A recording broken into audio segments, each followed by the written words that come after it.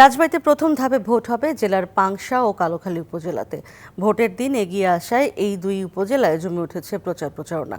তবে তীব্র গরমের কারণে দিনে ব্যাহত হচ্ছে গণসংযোগ। বিকেল থেকে শুরু হওয়া জমজমাট প্রচার প্রচারণা চলছে মধ্যরাত পর্যন্ত। এদিকে সুষ্ঠু পরিবেশে ভোট হলে গরম ভোটারের উপস্থিতিতে প্রভাব ফেলবে না বলে জানিয়েছে নির্বাচন কমিশন।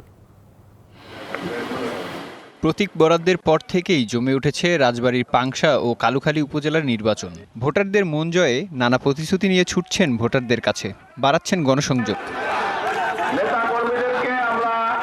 তবে প্রচণ্ড গরমে দিনের বেলায় সাধারণ মানুষ ঘর থেকে কম বের হওয়ায় সন্ধ্যার পরেই জমে উঠছে প্রচার প্রচারণা। প্রচন্ড তাপদাহে যেটা করছে, এতে একটু প্রভাবিত করতেছে যে লোকজনের সন্ধ্যার পরে ছাড়া লোকজন ঘর থেকে বের হতে চাচ্ছে না। লোকজন আর কি এই রোদ্রের ভিতরে কম হবে, 2টা-3টে পর থেকে লোকজন জনতা বেশি হবে। তীব্র গরমে প্রচার প্রচারণা চালাতে গিয়ে অসুস্থ হয়ে যাচ্ছেন অনেকেই, তাই রাতের সময়কে বেছে নিচ্ছেন প্রার্থীরা। আসলে প্রচারণার এই গরমের জন্য সেভাবে আমরা করতে পারছি না। আমি সহ আমার নেতাকে অনেকেই অসুস্থ হয়ে পড়ছিলেন, তারপরে আমরা সন্ধ্যার দিকে আসলে প্রচারটা জোরালো করছি। এটা তো কষ্ট হচ্ছে, এই জন্য আমরা এই রাত্রে এই যে এত মানুষ, হাজার হাজার মানুষ রাতে এত রাত্রেও বসে আছে।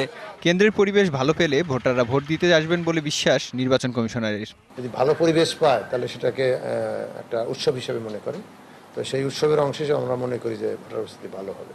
ঢালাইয়ে দৃঢ়তা, নির্মাণে নিশ্চয়তা, প্রিমিয়ার সিমেন্ট, ঢালাইয়ের রাজা। এদিকে নির্বাচনে কেউ প্রতিবন্ধকতা সৃষ্টি করলে তা কঠোরভাবে দমন করা হবে বলে জানিয়েছে জেলা পুলিশ। নির্বাচন হবে সুষ্ঠু, নিরপেক্ষ এবং বিশ্বাসযোগ্য নির্বাচন হবে। সেখানে কেউ যদি নির্বাচনে প্রতিবন্ধকতা তৈরি করতে চায়, আইন শৃঙ্খলা বিঘ্নকারী কোনো অপরাধ সৃষ্টি করতে চায়, আমরা কঠোর হাতে সেটি দমন করব।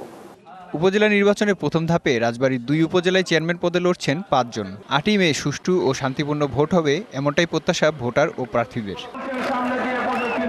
DBC news desk.